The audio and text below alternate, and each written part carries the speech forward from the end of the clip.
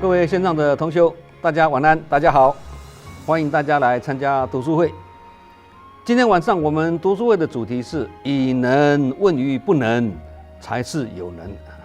意思是说了即使自己很有才能，也还要求救于才能没有比我们好的人。能够这样子的虚心学习的，才是一个有功能也有良能的人。所以才说要以能问于不能。以能问于不能这句话是曾子说的他的全文是这样子：以能问于不能，以多问于寡，有若无，实若虚，犯而不教，习者无有，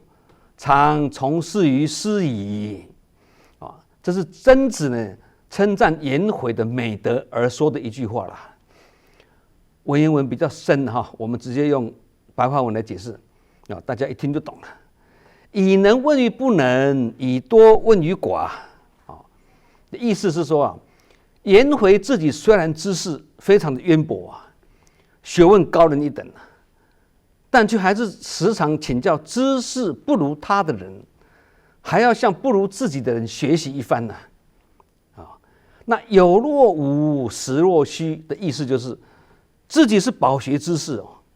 但是却很低调，深藏不露看起来好像没什么，但却拥有充实的内涵一言一行表现得非常的虚怀若谷，非常的谦虚。意思是这样子：犯而不教这个学校的校要念教意思就是说受到别人的无理的对待或者是冒犯，他也不会去计较，他也不会放在心上意思是这样子。习者无有，常从事于斯矣习者无有意思就是说以前我过世那个老朋友啦，叫做颜回啦他就是这样子的君子好，那这样子白话文解释下来，大家应该都很清楚这句话的意思了六祖慧能大师他也说欲学无上菩提，不得轻于初学。下下人有上上智，上上人有没意智前面第一句欲学无上菩提不得轻于初学这句很容易懂啦意思是说，想要学习无上的菩提之道就不可以轻忽那个初学者。那后面这一句呢，下下人有上上智，上上人有没意智这句话意思是说，知识学问不高或地位低下的下下人，往往他也会有上上智很高的智慧上上人就是自认为自己是高高在上的人嘛或地位很显赫的人也可能会这样的人，也可能会有没意智。没意智意思就是说心智迷失啦的意思啦。那这个有一个典故有在学佛的人都知道嘛就是五祖弘忍请大弟子神秀呢率先在墙壁上写一首诗，来表达自己心中对佛法的体悟啦。那神秀就在墙壁上写咯：身是菩提树，心如明镜台，时时勤拂拭，勿使惹尘埃这句话大家都懂了那虽然弘忍大师知道神秀这一首偈子代表他还没有真正明心见性但还是请神秀呢，好了，继续努力修行吧有一天呢，有个小和尚那口中都念着神秀的这首诗那被那个六祖慧能听到了。那慧能一听，知道这首诗的意境听一听其实还没有达到佛法的真谛啦内行看门道啦。于是呢，就请小和尚带他来到这个写的这首诗的这个墙壁面前因为这个慧能呢，他不识字就请小和尚呢诵读这首诗呢给他听那慧能听了之后呢，说：“哎呀，我也有一首诗就请人把他这首诗呢也把它写出来。”那旁边这个人呢，一看到慧能地位这么低下就对着慧能说：“你才来这个地方8个月，都只是做一些挑柴运水啦、清洁打扫的工作，你居然也要写诗，哎呦，这真是一件稀奇的事情哦！嘲笑、讽刺这个慧能。那慧能一听就回答他：下下人有上上智，上上人有没意智。若轻视初学者，如何能学得无上菩提之道啊？讲这句话啦。说完之后呢，慧能就在墙壁上写下以下这一首旷世巨作的偈子啊：菩提本无树，明镜亦非台，本来无一物，何处惹尘埃啊！这句话是充满着智慧哲理的诗啊。那令在场的僧众们惊叹不已啊，认为说哇，慧能才来这边没有多久，竟然对佛法有这么高深的体悟啊！所以大家都想说，哎呀，我们真的不可以以貌取人呐，不可以轻慢初学呀，这个意思了。那《史记》里面也有一句话说得很好，叫做智者千虑必有一失；愚者千虑必有一得。意思就是说，聪明的人即使对问题能够深思熟虑，但偶尔也会有失误跟出错。反而那个才智平庸的人在他的万般考虑中必定有一点是值得我们采纳的哦。意思是这样子的。那其实我们人在自己最拿手的事情里面有时反而会被自己固有的成见跟主见所困不见得能够关照到全面反而是初学者，虽然没有什么广博的知识，但却也因此呢没有既有的成见跟包袱所以比较能够看透问题的核心所以不可轻视初学者任何人轻视初学者或恃才傲物的人往往会得不偿失我们俗语常常讲的3个臭皮匠胜过1个诸葛亮就是这样的意思啦。那诸葛亮之所以会成功，也是因为能够做到集思广益3个臭皮匠胜过1个诸葛亮，把它浓缩成4个字，就是诸葛亮这个名言：集思广益意思就是说，集众人的学问跟思想跟意见也好，来增加自己的知识跟见解啦。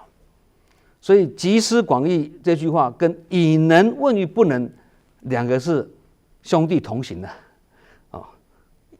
异曲同工之妙那学识渊博的颜回以及足智多谋的诸葛亮，他们都要这样子做了，何况是泛泛之辈的我们，是吗？那学佛者的后来先到也是一样的道理有时候资深的人也有资浅之时资浅之人也会有资深之时修行就好像在圆形跑道上面嘛，圆形跑道到底是谁在前谁在后都很难讲因为看不出来圆形的因为瞻之在前，胡言在后看似我超前的，实质我是落后了。人家已经跑2圈，我再跑1圈而已看似超前，实则落后；看似落后，实则超前像雾又像花，看不准的。所以是非前非后，非进非退。又来了，不二法门，不二就是唯一嘛，这是我们要学习的唯一的真理孔子说知之为知之，不知为不知，是知也。知道就说知道，不知道就说不知道，那不要不懂装懂这样才是求知的态度。有一种人他有自知之明知道自己不是懂得很多，也没有什么才能跟才干，因此他只能够谦卑学习他不懂就问尤其碰到棘手的问题的时候呢，他更要懂得借力使力借重助缘去寻求善知识的协助嘛。那他自己也可以从中得到学习结果虽然自己有能力不足之处结果了虽然自己还是有能力不足之处，但事情还是很圆满顺利的解决以佛法的角度来解释呢，就是自力他力、佛力三力具足啊，事情没有不成功的啦。一般而言呢，自力是指修行者依靠自己的力量达到解脱的境界；他力是指借着善知识或贵人的力量而获得解脱；佛力是指借着佛法的力量去达到解脱了。三个都同等重要。所以人生如果要解脱，或日常生活中问题或困难想要去迎刃而解自力、他力、佛力这三种力量的结合是非常的重要。其实他力也是包含了佛菩萨跟善知识两种力量，然而把它们细分起来呢，还是三种力量。这告诉我们一个道理单凭自己的力量，有时候会力有未逮，力量不足了，无法成功了。所以俗世才会说嘛，人在拼，抵不过老天爷的一臂之力台湾话叫做人在拼，但是天一片老天爷的一臂之力就是他力助你一臂之力的意思嘛。这个要命中有贵人而命中要有贵人，就要广行布施，广结众生缘嘛。所以包含佛菩萨跟善知识的这两个他力，再加上我们自己的自力，这三种力量的结合呢，对我们一生的能否，对我们一生可不可以化险为夷，逢凶化吉，可不可以圆满成功，是非常的重要。人群中我们会发现一个现象有人呢能力很好，但人缘不好，结果处理事情时得不到他力的助缘明明眼看就要成功了但欠缺临门一脚，功亏一篑相反的，有人能力不是很好，但人缘很好，能得到他力的助缘，有善知识的一臂之力常常一呼百应事情得到众人的协助，圆满成功。这就是他力的重要性那以能问于不能这句话，不管对方是有能还是无能还是不能对我们来讲都是一种他力因为请教比我们有能力的人这个叫做见贤思齐那请教能力比不上我们的人，这个叫做不耻下问所以能与不能都是我们的老师不能够轻视对方有一位大学生跟一个农夫在互相考试讲好呢，双方各出一个问题考对方那大学生就跟农夫说了，我问你一个问题，你如果答不知道，你输给我100块，那你也可以出一个问题考我我如果答不知道，算你厉害，我输你1000块那大学生就先问了，他问农夫请问农夫，地球到月球多远？农夫一想自己只是一个农夫，没读过书，只会简单的种田而已，那怎么会知道说地球到月球多远呢？所以这个农夫只好答说不知道。就这样呢，输给大学生100块了。好，换农夫考一题，出一题来考大学生。农夫就问大学生了，请问有一种动物从山下爬到山上去的时候是8只脚，山上下山的时候呢变成7只脚，请问这是什么动物？大学生一听，想想自己念大学的时候有读过这个生物学天上飞的啦，地上爬的啦，水中游的啦，动物他都知道，怎么没有念过这种动物呢？他只好回答不知道就输给农夫1000块农夫想想，才出一个题目就赚了1000块，这个比种田还好赚呢。好了，今天不做了啦，要回家了啦。那大学生看到这个农夫要回家了，就看等一下，就跟农夫说，你都赢我的1000块，至少也告诉我这个答案嘛，这是什么动物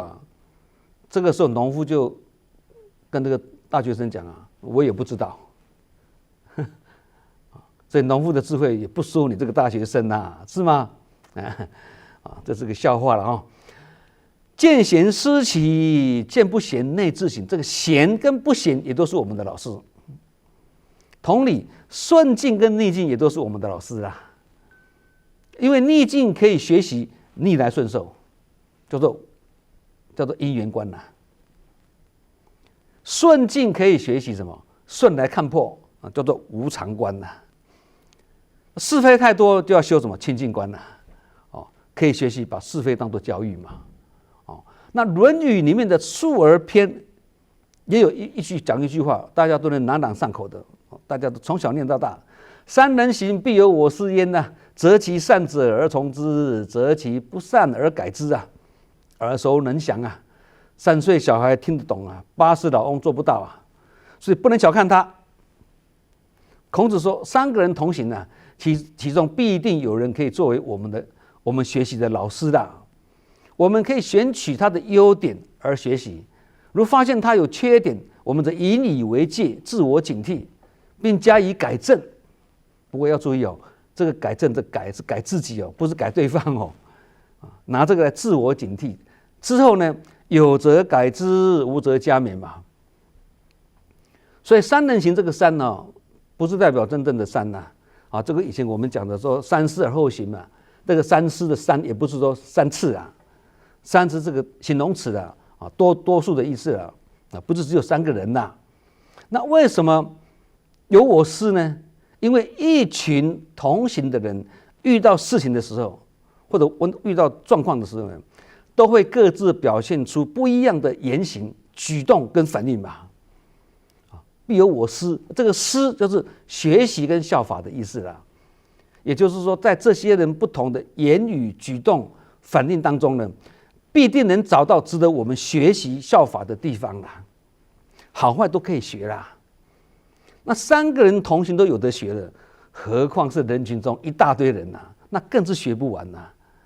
所以正言上人说，人群是道理的中心呐，并且说离开人群就没有什么法好修的啦。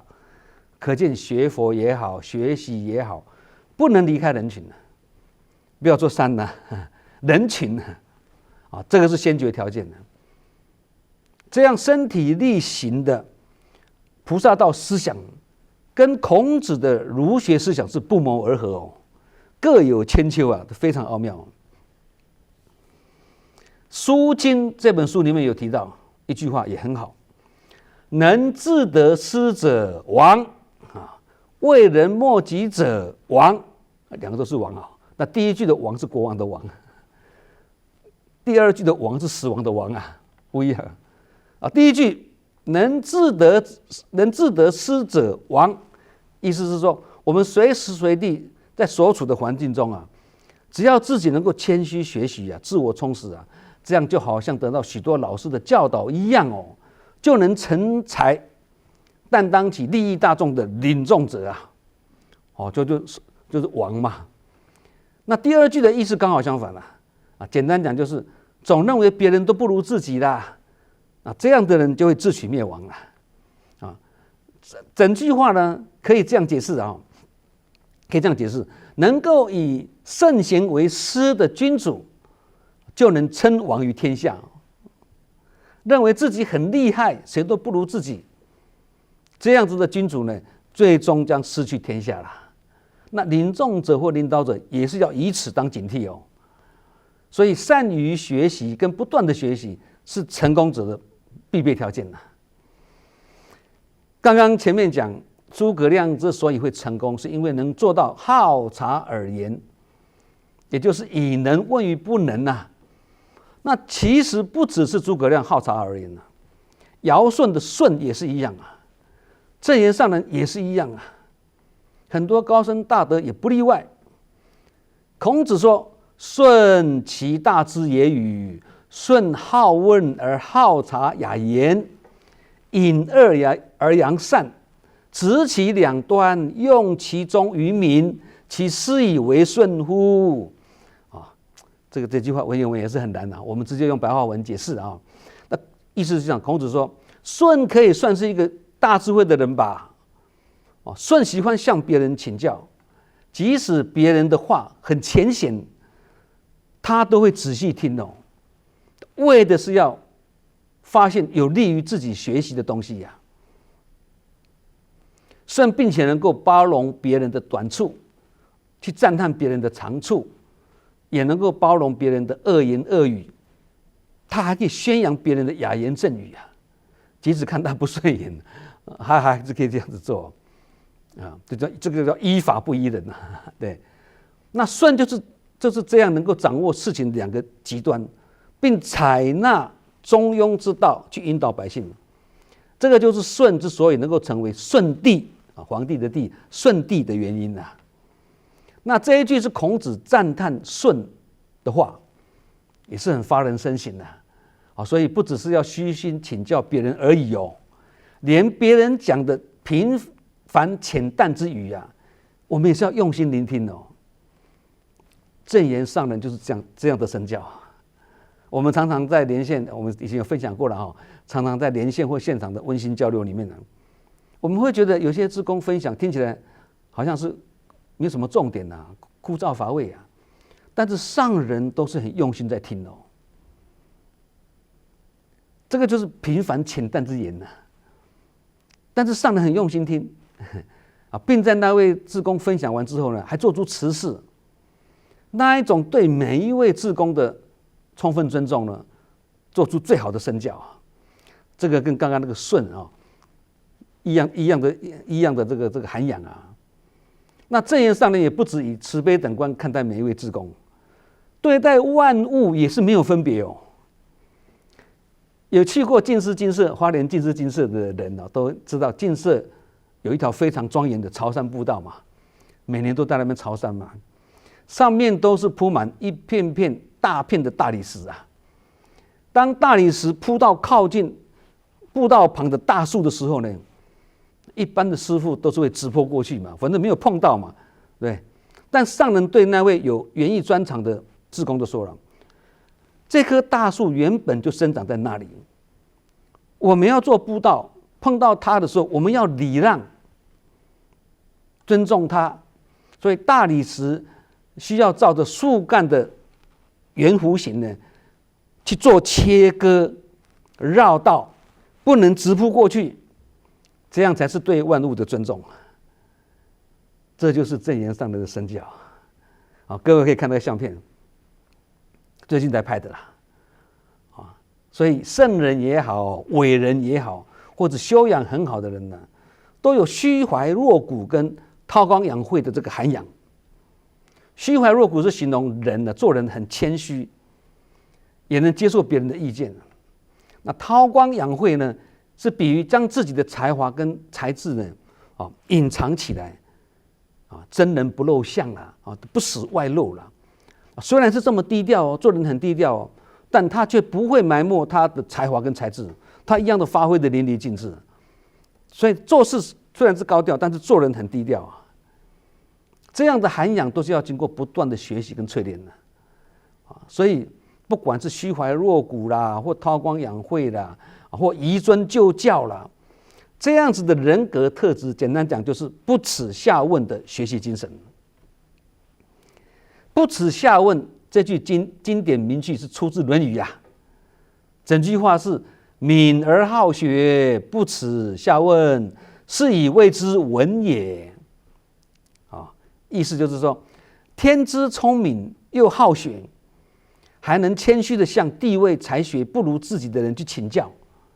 而自己又不认为这样是羞耻的事情，意思是这样子啦。其实聪明的人因为领悟力好，一点就通了，所以会比较没有耐心去慢慢学习。就好像龟兔赛跑嘛，故事中那个兔子啊，它跑得很快啊，他就很骄傲啊，轻敌啊，睡大觉啊，结果让那个坚毅不挠的那个乌龟给超越了嘛，超前了嘛。同理啊，聪明的孩子领悟力比较好啊，领悟力强啊，这个也容易造成轻视学习，态度懒散，老想着怎样投机取巧，却不肯循序渐进，按部就班，脚踏实地的去努力啊。当然这个不是全部的人啦，有这种现象啦。话不能说死啊，所以被人家说聪明也不是什么好事情呢，因为聪明的人比较会计较跟比较嘛，不是吗？也很怕吃亏啊，斤斤计较啊，所以才说聪明是污染的，智慧才是清净的。学习或求知的过程中呢，一定会有疑问嘛。然而，如果有疑问而不去问，那就会有疑问终不可解啊。所以学跟问是紧密相连的，有学有问才会有学问嘛，不是吗？所以孔子之所以会博学多闻呢，也是从童年时期开始的，就有每事问的这种良好的学习态度。每一件事情不懂他就问。那《论语》这本书呢，有11700多个字啊，中间就出现了117次的问号，可见孔子对发问的重视啊。有人认为向别人请教等于是承认自己的无知或跟不懂啊，认为好像是牵涉到自己的自尊啊跟面子的问题啊。因为有这样的心态啊，所以呢，不懂也要装懂啊。因为这样而堵住了自己的嘴巴，也堵住了开启知识的大门啊。尤其向比自己年纪小、学历低、地位卑下的人请教或学习啊，就马上感觉到脸上好像不光彩。有些人会有这样的心态哦。那另一种人是怎么样呢？自恃聪明啊，自视甚高啊，而不肯虚心求教。这就是佛法上所说的我执跟我慢啊，会成为我们学习上的2大障碍啊。历史上不耻下问的代表人物啊，除了孔子之外啊，还有一位就是苏格拉底啊。苏格拉底是古希腊的哲学家嘛，他常常用提问的方式来引导学生呢去思考，并且用这个方式呢来展现自己的谦虚的态度。这个也是身教啊，苏格拉底就是以此而闻名的啊。他相信通过提问或者质问的这种对话呢，能让人更理解真理跟智慧的，所以他才会是一个出名的哲学家嘛。不过不耻下问这句话是不适合用来自我表述哦。尽管我们自己年龄再大了，学问再广博了，地位再高了，如果出口说啊，我这个人是不耻下问呐，那这个会给人家一种狂妄自大的感觉，很骄傲啊，那这样就不好了。所以用不耻下问这句话的时候也要很小心哦。那学识渊博的人虽知道大概，却不一定能够深入跟专精哦，也不一定哦。还要向专家请教啊，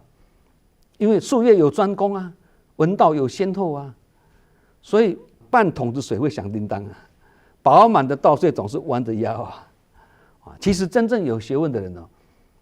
不是单指饱学之士哦，不是这样子而已哦，或很会演讲、写文章，不是这样子，而是除了知识学问之外呢，还要才具好，人缘也好，品德也很好。就好像孔子最得意的学生颜回一样嘛，文质彬彬，然后君子啊，就这句话嘛。那知识学问比较高或头脑很聪明的人呢，都很容易犯上一个毛病啊，就是以为自己懂得很多了啦，别人都不如我啦，这就是我慢的心态，叫做真上慢在学习的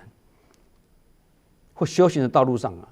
不只是聪明或学而有成的人呢，任何人如果稍一不慎，以为自己已经学了很多而不再虚心求教甚至是轻视他人呢，都很有可能落入我慢跟真上慢的这个心态中啊。其实这也是一种佛法上讲的，学习越多反而越成为障碍啊，叫做所知障嘛。知道的学问都变成你的障碍啊，这个就很不好了而最可怕的是这种傲慢的心态，他自己不容易察觉哦，因为这种傲慢跟微尘一般哦，不明显，但他有所以才说是微尘般的傲慢嘛，好像看起来是没有，其实是有。那另一种状况是什么？自己能力不是很好，不懂又装懂，不但不能虚心的，而且还要坚持己见哦。这种心态反映在自己身上，叫做自卑的，自卑。如果用来针对别人，那就变成卑劣慢了。那卑劣慢跟我慢，跟跟真上慢一样啊，都是很严重的啊。在团体中，有些人为了要把活动或事情做得有声有色，因为责任感重啊，求好心切啊，而在不知不觉中的落入疾言厉色的声色之中。虽然他是无心讲的但却重话伤人而不自知哦。这些现象的产生呢，追根究底就是出自潜意识的我慢心态。这个在志工群里面很容易看得到。我们要戒禁修心了。我慢就是自视甚高而态度骄傲了，这也是一种习气啊。自己没有真本事，却看不起别人，这叫做骄，也就是卑劣慢了。有真本事而自视甚高，就是傲，自傲嘛。那骄跟傲呢，两个都是属于我慢，是修行的障碍啊。那对自己不满意或不能接受自己的人，才会采取一种高高在上的心态来壮大自己哦，表现出自己比别人还行的样子啊。这个心理叫做自卑了，因为自卑而衍生成为自大，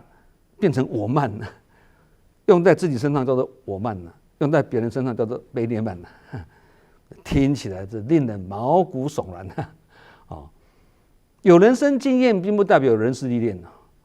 更未必有人生智慧因为人生经验只是时间或岁月的累积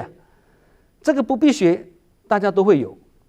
人事历练则是除了累积生活经验之外，还需要在人群中经历人跟事的磨练跟考验这个跟知识、学历、年龄、财富无直接关联的。无论经验或历练，都只是人生学习的过程而已然而，学习的心态跟要领，却深深影响着我们学习的成效，这个很重要。那以能问于不能，就是一种学习的心态的态度。所以，成长要看得见，学习是关键的。能力不是我们生下来就与生俱有的而是要透过后天的学习跟启发嘛。所以，有能力的人要能够发挥本能，还要是懂得尽本分的人。能力还不足的人，更要懂得求教于有能力的人。那学习一旦有了成就，还要继续以能问于不能，这样才会是一个有功能也有良能的好人。好，我们今晚的读书会就以能问于不能才是有能，就分享到这里。祝福大家法喜充满，福慧双修。我们下周同一时间再见。那是生生世世